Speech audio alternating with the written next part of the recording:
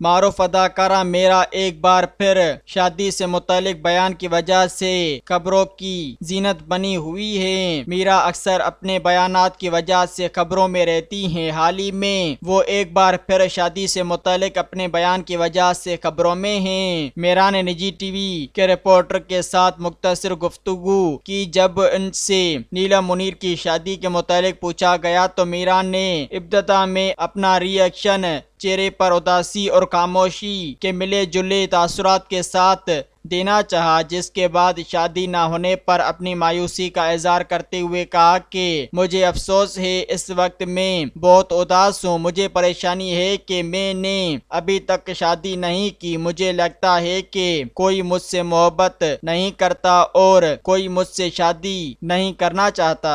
Subscribe कयो अवामी news HD खे ऐं ताज़ा तरीन ख़बरुनि लाइ ॾिसंदा रहो अवामी न्यूज़ HD।